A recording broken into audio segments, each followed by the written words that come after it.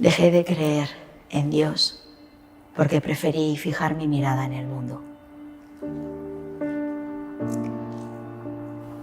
Dejé de mirar a lo alto, a lo grande, y empecé a mirar lo miserable, lo pequeño, lo que se muere aquí y no vale para nada. Y me enganché al mundo. Dejé de mirar y de creer en lo sobrenatural para hacerme mundana. Y vendí a Dios también, por orgullo y por soberbia, por desobediencia, por rebeldía y por ira, por egoísmo.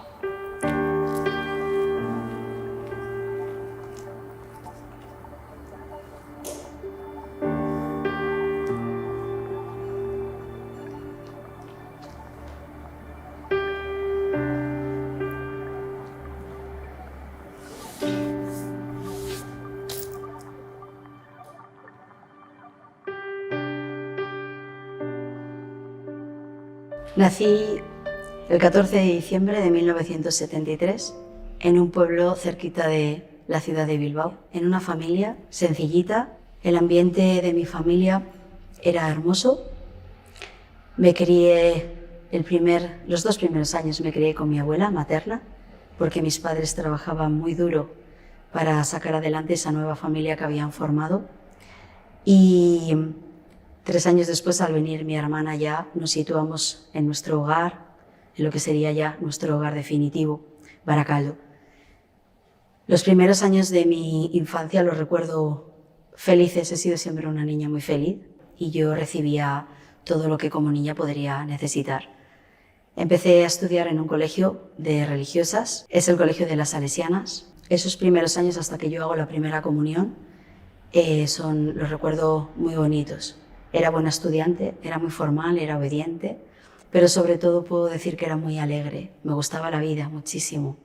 A partir de mis 12, 13, 14 años, vamos a decir que hasta ahí vivía un poco Dios en nuestro hogar. Recuerdo ir los domingos a misa y recuerdo que mi abuela era sobre todo la que arrastraba a esa fe. Y también viene un momento que desaparece completamente Dios de la escena y del protagonismo de ese hogar. Mi madre también comienza a trabajar y de alguna manera la fe se va. Pero ahí decido que haya un corte, una ruptura.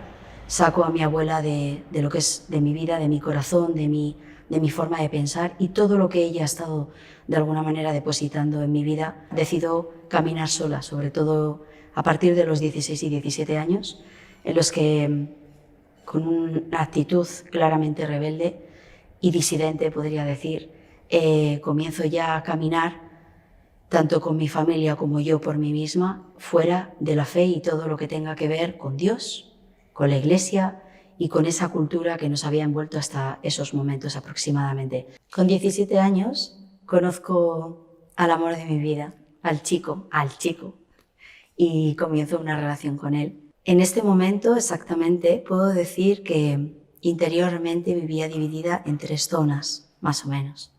Había una zona que era todo el ámbito familiar, donde el protagonismo que había tenido hasta ese momento mi abuela, la Trini, pues salió.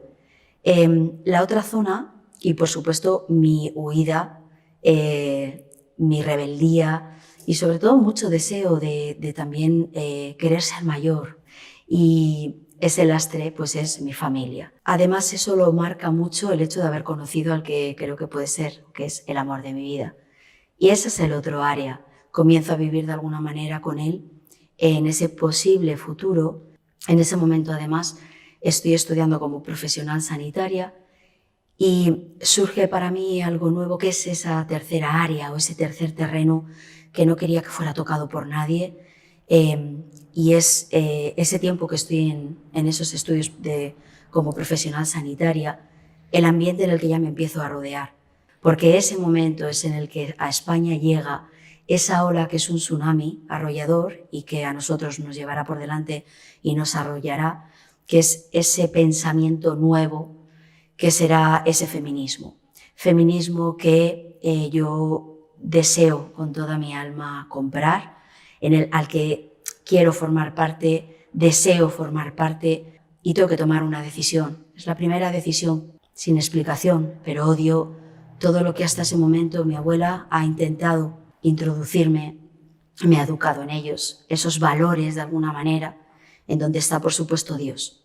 Quiero estar en eso que yo creo que va a ser un progreso y que va a cambiar el mundo. Así que decido decir que sí a eso que viene nuevo. Por eso, a partir de ahí, yo empezaré a gritar con todas ellas que estoy a favor del aborto, que los hijos no tienen que venir a robarnos la libertad y el deseo y el derecho que como mujeres tenemos. Compro, por supuesto, la negación por la familia. No creo en el amor incondicional, no creo en el amor que dura para toda la vida. No creo que la familia sea necesaria en este mundo que entra nuevo y tampoco creo, y pierdo así, la referencia de la vida como valor sagrado.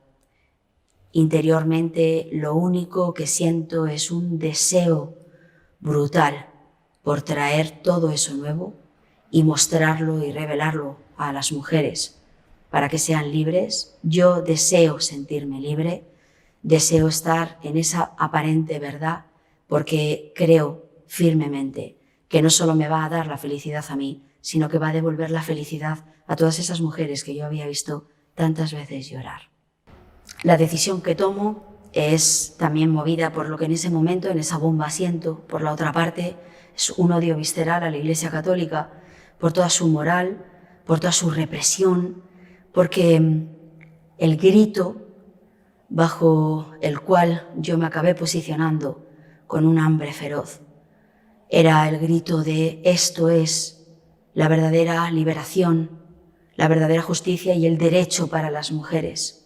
Ese modelo perfecto que promete la verdadera libertad, la libertad sexual, la libertad de pensamiento, la libertad de ideología. Y yo quería comprarlo todo, quería comprar esa libertad sexual, quería comprar esa libertad para mis hermanas por medio del aborto, al grito del aborto, al grito de este cuerpo es mío, me pertenece y quiero hacer con él lo que me dé la gana. Y yo, con esa hambre feroz, con esa fuerza que salía de mí increíblemente y que se retroalimentaba con todas las demás chicas con las que me movía, empecé por eso a gritar bajo esa bandera ideológica y feminista que como mujer empezaba a tomar el control de mi vida.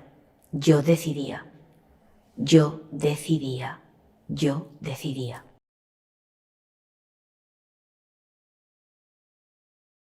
El que será mi esposo tiene en ese momento 26 años, yo tengo 25 y el 5 de septiembre de 1998 nos casamos por la Iglesia Católica. Sí, ya lo sé, es como surrealista, porque esos son los años en los que yo, liberada completamente, apoyada, sostenida y fortalecida por la ideología que ya se mueve en mi interior y me ha poseído completamente. Me declaro ya sin ningún rubor a mi familia como atea. Me vienen ahí unas pequeñas luchas con mi abuela y soy consciente, y así lo veo, del sufrimiento que la genera. Mi esposo también se sorprende, pero bueno, es cierto que viene aquí un momento también muy decisivo. Él quiere casarse por la Iglesia Católica y yo, por supuesto, no. Quiero comenzar a vivir como en ese momento se comienza a vivir, que es en relación de unión libre.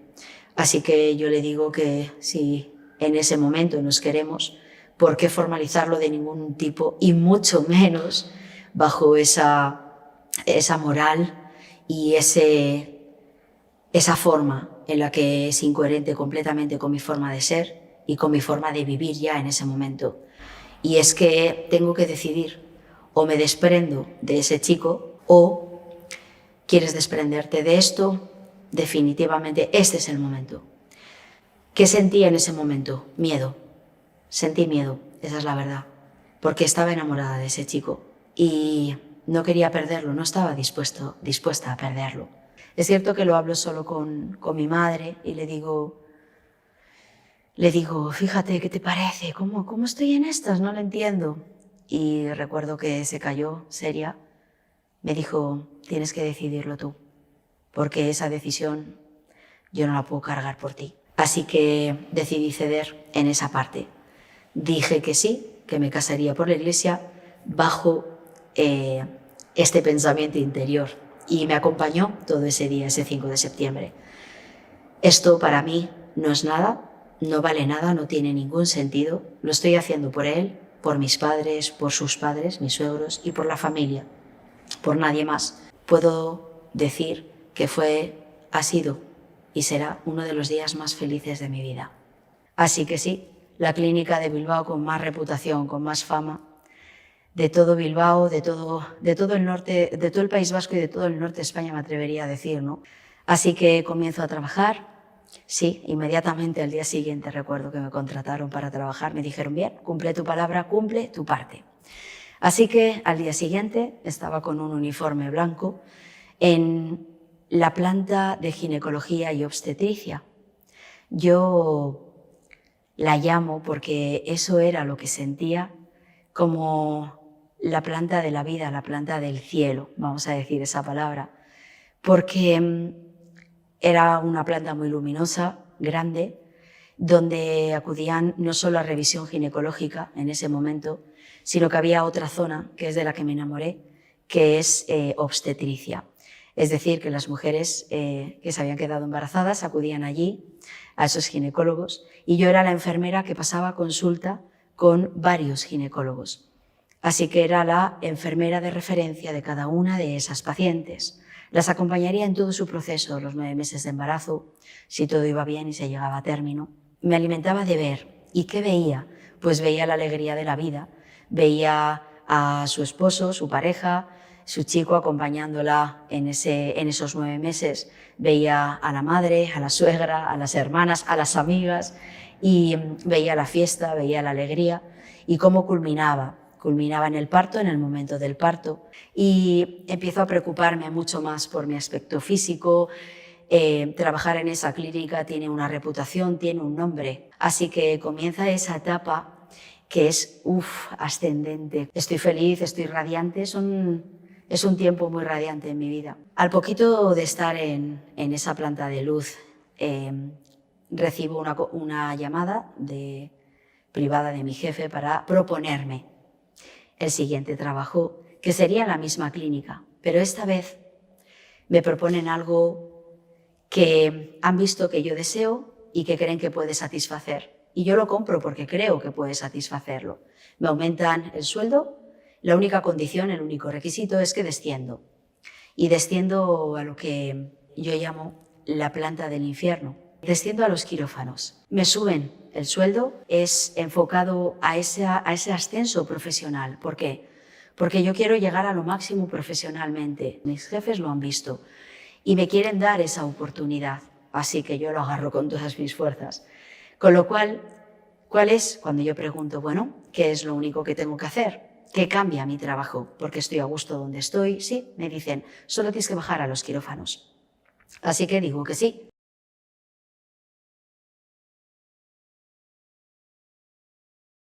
Comienzo a trabajar ahí abajo. El trabajo en un quirófano es frenético, es hiperactivo porque no se para nunca. ¿Y qué descubro? Pues que se me da increíblemente bien el quirófano. En ese momento es cuando mis jefes me proponen el trabajo. También han estado tanteándome con respecto a mi forma de pensar, la coherencia que llevo de vida, y descubren también gratamente, y les complace por supuesto, ese feminismo en el que ya he vuelto a recuperar porque he dejado esa lucha para dejar de ser una muerta de hambre. Entonces he vuelto a recuperar ese ateísmo, ese feminismo, esa lucha en la liberación de la mujer, en la liberación de España como país, como mi país. Así que cumplo todos los requisitos para que venga la gran propuesta. ¿Cuál es esa propuesta? Bueno, me dicen que me voy a convertir en la enfermera que ya sola va a estar acompañando al ginecólogo en la interrupción voluntaria del embarazo para todas las mujeres que acudan a esa clínica. Es decir, a partir de mi sí, porque lo doy, me convierto en una enfermera abortista. Soy la enfermera que acompañará a todas esas mujeres que recibiré cada mañana, de lunes a jueves, desde las 8 de la mañana, aunque mi horario comenzaría sobre las 7, hasta las 2 y las 3 del mediodía, en ese boom por asesinar a los hijos que no deseamos que lleguen a nacer. Mi trabajo es muy sencillo, vuelve a ser sencillo. Solo me tengo que encargar de llamar por el nombre, con historia clínica en mano, a cada una de esas chicas que pasará a un box aproximadamente cada 15 minutos, porque es lo que llevará este trabajo entre una y otra mujer, como una industria, como una apisonadora. Es lo que yo tendré que seguir a un ritmo frenético, mucho más frenético que el anterior trabajo en quirófano, una tras otra. Pasarán ese box, se quitarán la ropa, se pondrán una batita corta, esperarán a que vuelva a por ellas para que pasen al quirófano. Pasarán conmigo, con su enfermera. No verán nada más ni a nadie más de momento que a mí. Cuando pasan ese quirófano me he tenido que asegurar de que está medianamente limpio, y digo medianamente porque no da tiempo a limpiar los restos del anterior bebé que ha sido asesinado. Cuando digo restos, son restos de sangre, restos de tejidos, resto de células, resto de cuerpos de bebés formados que quedan esparcidos en el suelo, en la camilla, en la escalerita que se accede a la camilla, en mis propios zuecos, en mi ropa. Y además de esa parte de limpiar, tendré también que encargarme muy rápidamente y asegurarme, esto es obligatorio, esencial e imprescindible, tendré que asegurarme de que el ecógrafo está siempre apagado para que no se oiga ningún tipo de sonido. Y también que para cuando pasa esa chica conmigo, esa mujer conmigo, la pantalla del ecógrafo estará volteada, porque ella tiene que seguir estando como nos hemos asegurado de que esté, ciega, ciega y sorda. Soy su única persona de referencia y la vulnerabilidad que tiene en ese momento la mujer la llevará a confiar plenamente en mí. Así que pasará conmigo al quirófano y ahí comienza la segunda parte de mi trabajo, asegurarme de que está tranquila en esa camilla. La colocaré en la posición ginecológica obstétrica perfecta, con las piernas en alto y tapada. A partir de aquí ella ya no verá nada más. El ginecólogo, el médico con el que esté esa mañana trabajando en quirófano, entrará inmediatamente, saludará escuetamente e irá a lo suyo. Se sentará en un taburete pequeñito y bajo que está entre las piernas de la mujer, que está en aquella camilla. Y yo estaré a la izquierda de esa mujer, el ginecólogo estará enfrente de mí y enfrente de mí tendré también la pantalla del ecógrafo que ahora la hemos vuelto a girar, porque ahora ya tenemos que ver nosotros, los ejecutores del asesinato del no nacido. Cuando aquí está la mesa de quirófano que he tenido que preparar y el tipo de aborto que se practicaba en esos años, sobre el 2000, es con dilatadores vaginales, son hierros cuya longitud y grosor dependen del inicio al final, en esos 10 minutos aproximadamente, no más, y también las pinzas que se encargarán de desgarrar y de acabar de romper al bebé en el interior de la mujer, en el útero de la mujer. Y hay poco más. Lo siguiente está fuera de esa mesa porque será un cubo de aspirador que estará también debajo de las piernas de la mujer que está entumbada en esa camilla, que tampoco, por supuesto, verá nunca, enganchado a ese tubo de aspirador que succionará. La técnica es rápida y violenta, por supuesto, porque no hay tiempo de tener ningún tipo de compasión ni de misericordia. No estamos ahí para eso. Así también se prepara a las enfermeras que trabajamos en esos quirófanos, en esos abortorios. No hay lugar a mirar a los ojos de ninguna mujer que acude allí. No se conversa con ellas, no se habla, no se dialoga, no se pregunta y no se quiere saber. El objetivo es romper y crear un muro impenetrable entre la mujer y la enfermera, con el objetivo de que no haya ningún tipo de emoción, porque entonces sucedería que las dos saldríamos corriendo. No es una impresión mía, es así como lo relatan las miles de mujeres que han pasado por esa camilla, por esas camillas en el mundo entero, donde a mí también me pasó. Me pedirían en un momento determinado, muy al principio en que comienza el ginecólogo a ejecutar su obra, pasando esos primeros dilatadores vaginales, esos hierros, me pedirá esta mano, me pedirá si le puedo dejar mi mano para agarrarme fuerte. Y sí, la dejaré, es lo único que se me permite hacer, porque las pocas veces que he sido echada del quirófano ha sido 2 o 3 veces solo. Ha sido porque en mi voz, en mi tono o en la palabra que yo habría utilizado, a los ojos del ginecólogo que está allí sentado, le ha parecido que ha creído entender que había compasión en mis palabras. Por eso he sido expulsada de quirófano. Cuando mi trabajo, que es sencillo y lo ejecuto a la perfección, es calmar a la mujer y hacer que pare de temblar, que deje de llorar, que deje de gritar, porque sí, gritarán muchas, que quiera levantarse de la camilla, porque sí, se quieren levantar de la camilla, sobre todo cuando agarran mi mano. Ahora, lo que yo sentía allí era una frialdad de un corazón que yo tenía muerto e inerte hacía muchísimo tiempo. Hacía el mismo tiempo que el primer día que bajé, que descendí a ese abortorio y empecé a ser una enfermera abortista. Cuando acaba todo, que consiste sencillamente en esos años en desgarrar y en despedazar en el interior del útero esa vida, ese cuerpo, todo eso es absorbido.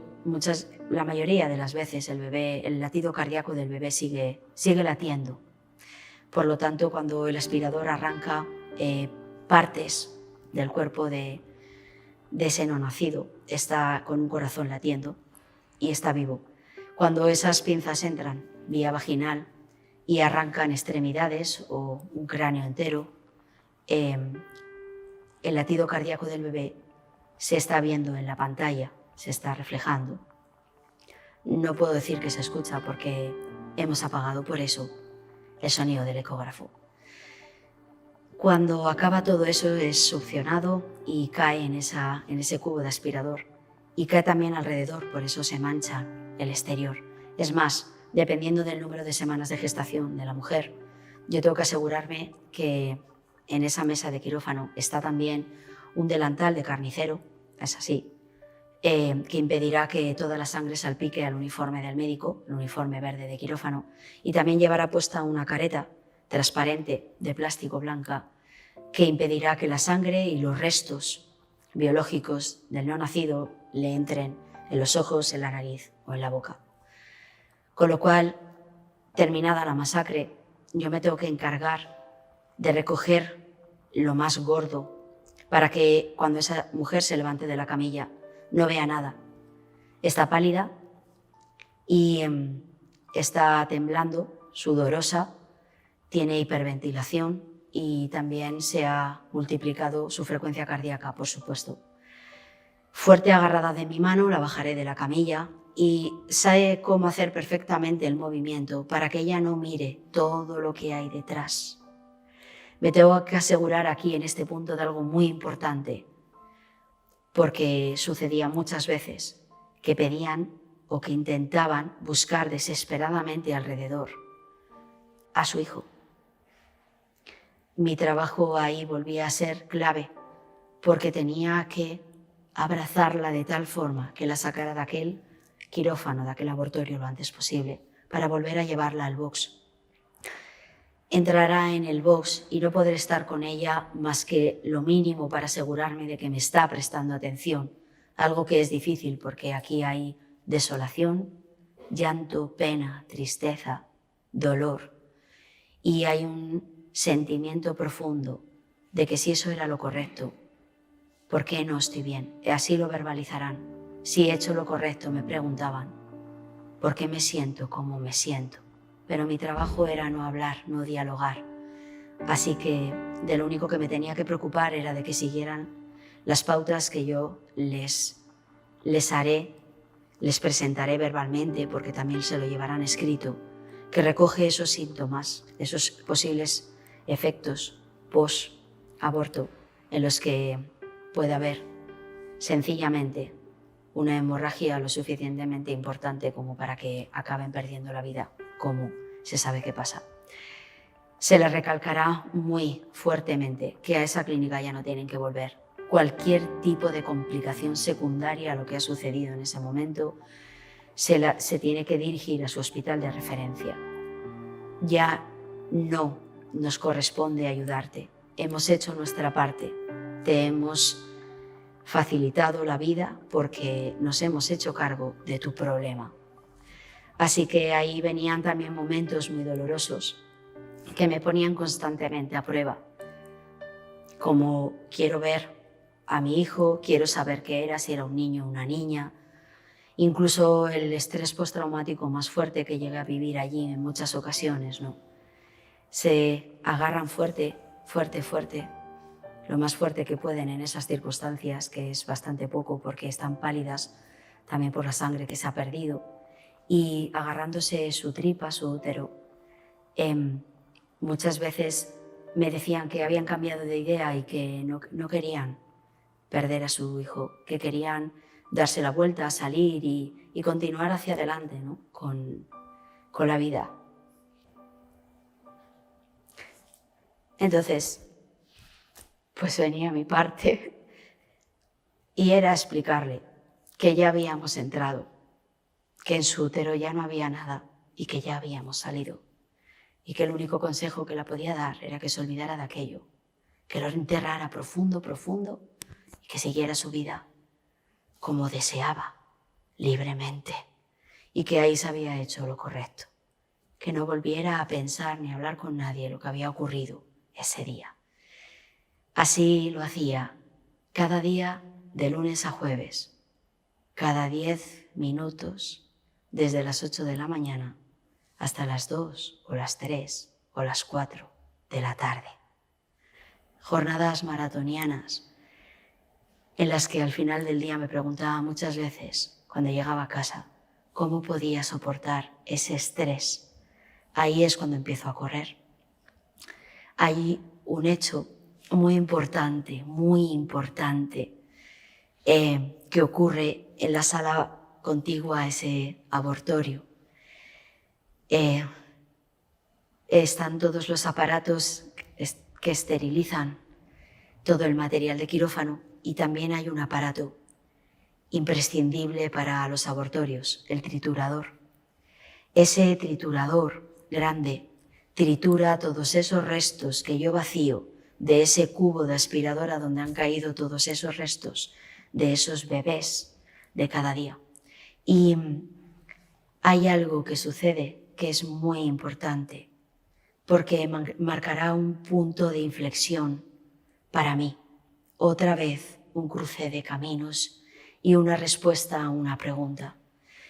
En ese momento, cansada de todo ese día de trabajo, en un momento yo vacío ese cubo de aspiradora, ese triturador, y queda fuera de ese triturador un pie perfectamente formado. Tendrá el tamaño de esta uña, vienen a ser unas 8 o 10 semanas de gestación. Quedó allí puesto, cayó en esa mesa perfectamente esterilizada. Y entré en shock, en pánico.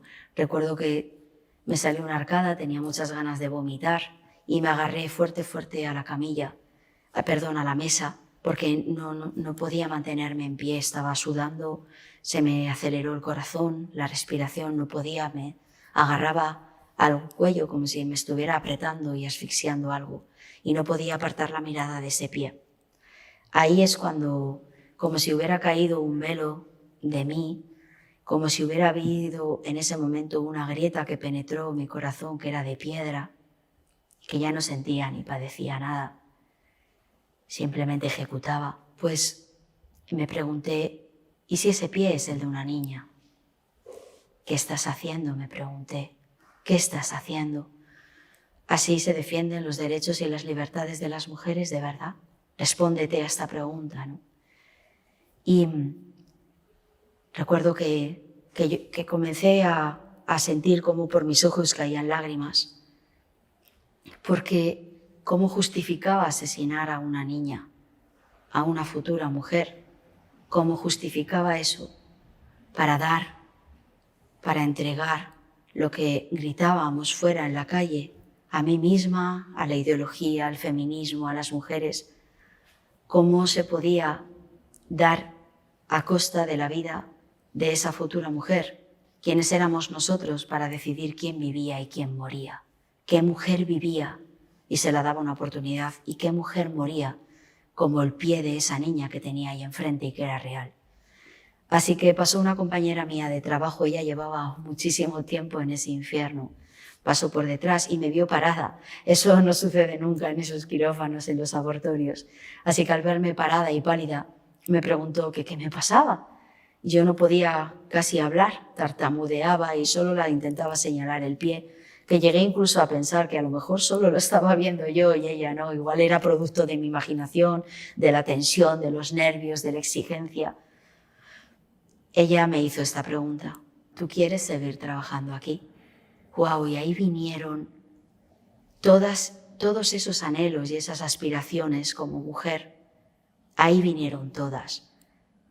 Deseaba dinero, deseaba poder, deseaba un nombre dentro de la sanidad, deseaba ser alguien, deseaba ser la enfermera jefe de ese quirófano, deseaba cambiarme hasta de casa para tener una mayor, deseaba tener mi armario lleno, deseaba tener un nombre, fama, a través de mi profesión, lo deseaba todo. Y ahí tenía que dar una respuesta, y era sí al todo o no, y lo perdería todo. ¿Qué iba a contar a mis amigas, a las mujeres? ¿Qué iba a empezar a gritar entonces en el feminismo? ¿Qué iba a decir? Que de repente yo había tenido un ápice de algo que se podría llamar amor, misericordia, ternura. No, eso no existe en ese mundo. Ahí no hay posibilidad, ni puerta, ni grieta por la que se pueda colar eso que yo estaba empezando a sentir. ¿Y de dónde salía eso? Así que entré en pánico, pero en pánico. ¿Qué le iba a decir a mi esposo? ¿Cómo iba a pagar las cosas? Y sobre todo entré en pánico porque mis jefes tenían mucho poder e influencia. ¿Qué iba a pasar conmigo? Y respondí, y di la respuesta equivocada, porque toda respuesta que sale desde el miedo y desde el temor, desde la impaciencia, desde el ya, desde el ahora, responde todo aquello que se responde para obtener las cosas que promete el mundo, acaban mal. Y dije, sí, quiero seguir trabajando aquí. Entonces mi compañera me dijo, bien, pues eso no es un pie, eso es un coágulo. Y desde ese momento, desde ese día, cayeron sobre mí muchos velos y oscuridades. Mi corazón se convirtió otra vez en una piedra y vi solamente el resto de mis días de trabajo coágulos. Dejé de ver mujeres, dejé de ver piececitos, corazones que latían, dejé de ver futuro, presencia real y viva, para convertirlo todo en un coágulo y poder sobrellevar mi conciencia, dormir por las noches y conseguir eso que me había propuesto como objetivo y que no iba a consentir que nada ni nadie lo frustrara. Así que ahí es cuando empecé a correr cada vez que llegaba a mi casa de noche, porque aun cuando mis decisiones eran esas, el asco me acompañaría toda mi vida, el vacío, el llanto y las lágrimas de cada una de las mujeres que pasaban cada día por aquella camilla, los restos de sangre en mis zuecos, en mi ropa, en mi pijama de quirófano en el suelo, el olor a sangre, el ruido del triturador. Todo eso me acompañaría durante muchísimos años. Y hice eso que aconsejaba hacer a todas esas mujeres que pasaron por mis manos, por aquel abortorio. Entiérralo profundo, olvídalo, sigue adelante. Y este es el precio que hay que pagar para que tú obtengas lo que quieres, seas alguien y las mujeres obtengan también lo que quieren. El precio es este. Has dicho que sí, continúa adelante con tu vida y no mires atrás.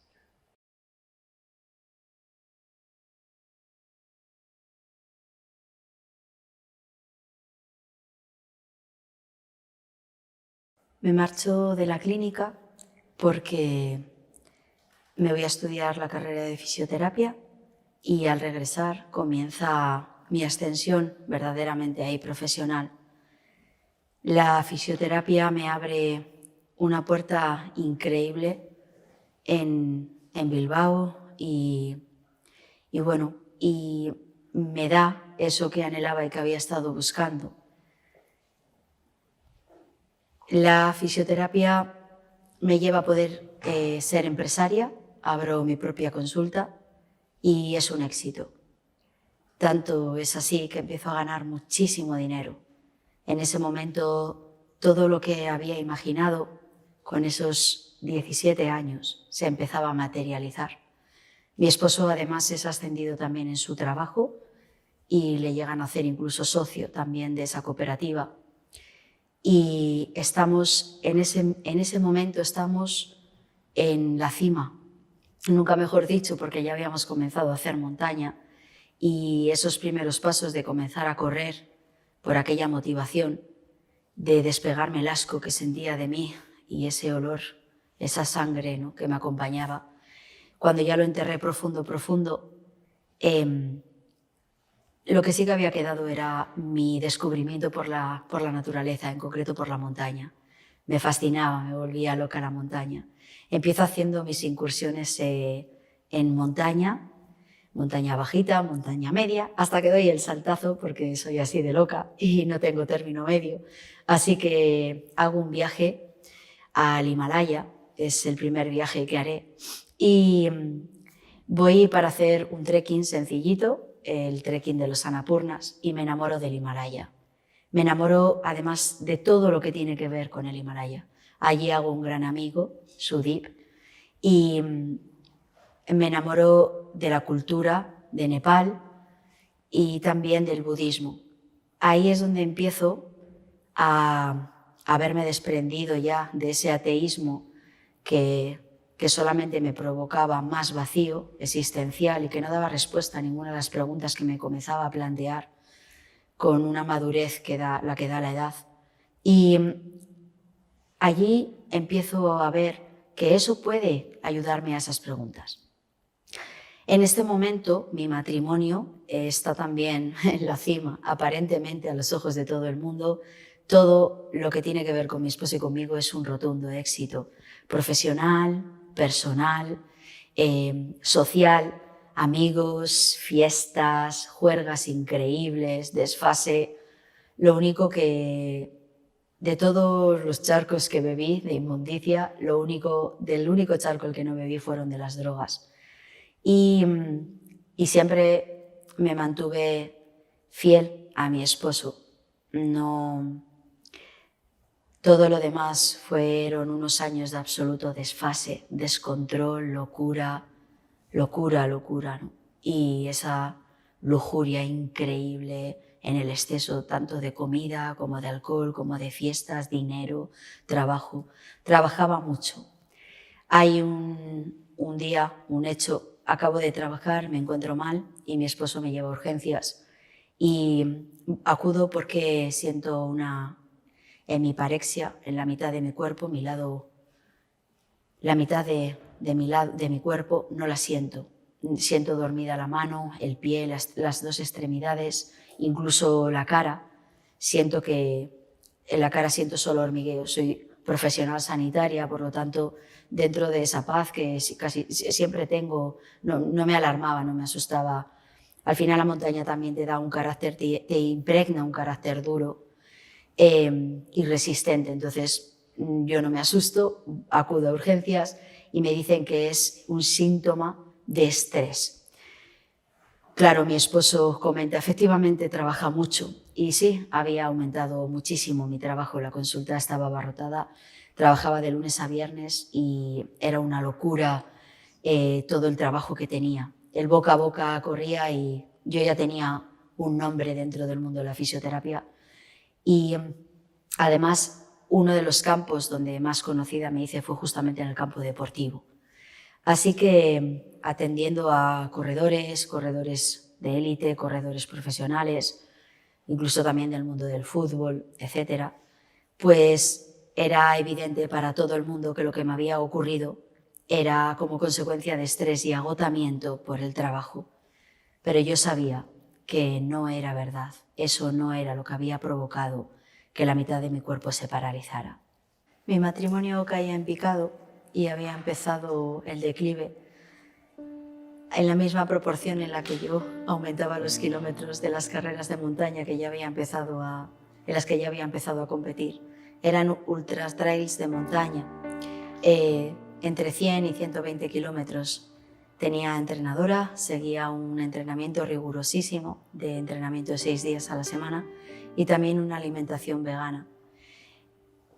Aparentemente, a los ojos de todo el mundo, todo iba perfecto, con más éxito que nunca y con más aparentemente brillo que nunca.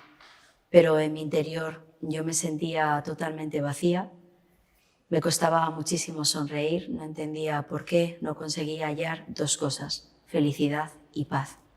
Así que en ese afán de buscar paz, aumentaba los kilómetros según iba cayendo mi matrimonio, hasta que ocurrió en una carrera un hecho que me marcó, me golpeó especialmente, muy fuerte en el corazón, en ese de piedra, de la misma piedra por las que yo corría y me caía.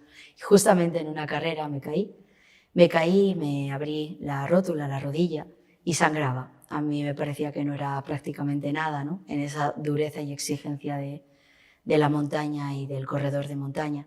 Pero había un grupo de niñas y de niños de entre 7 y 10 años que estaban viéndome correr.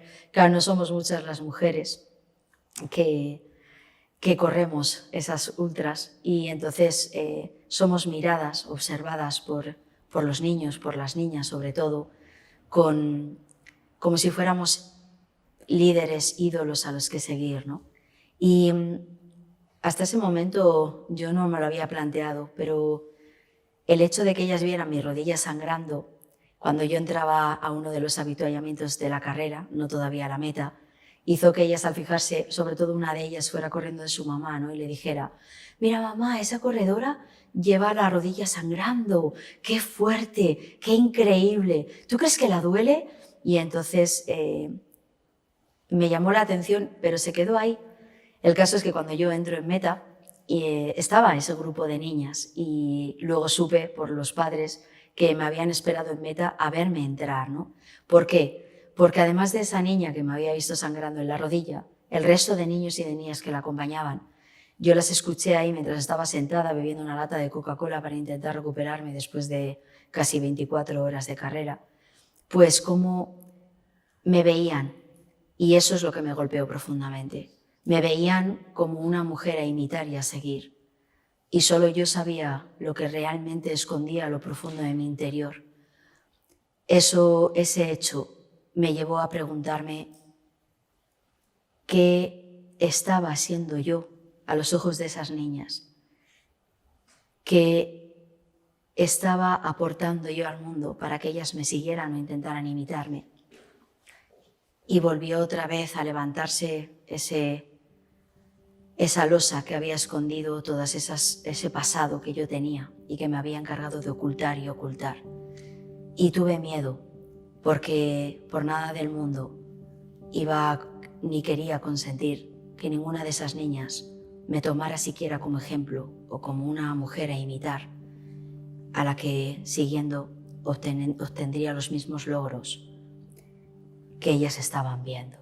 Me generó muchísimo sufrimiento y me hizo pensar seriamente en quién era yo y qué era a los ojos de esas niñas.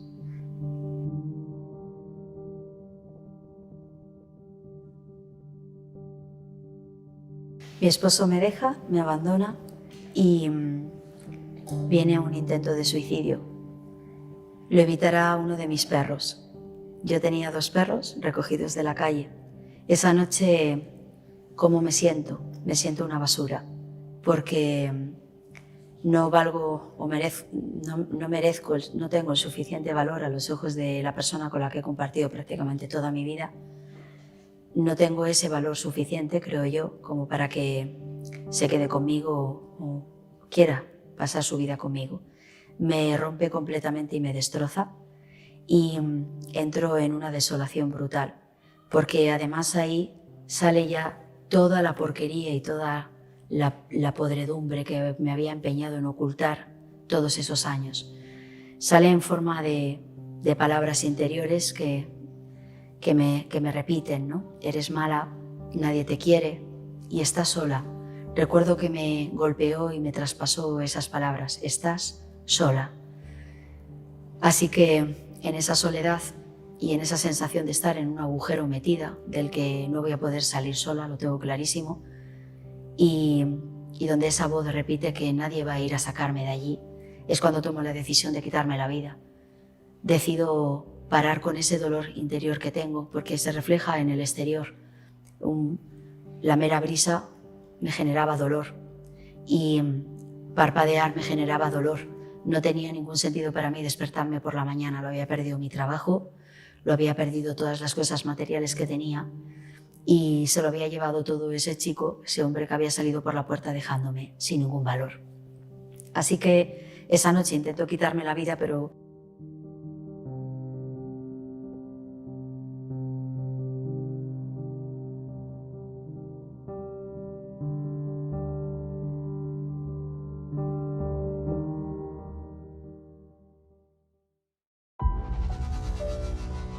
antes de venir como el justo juez, vengo como el Rey de misericordia.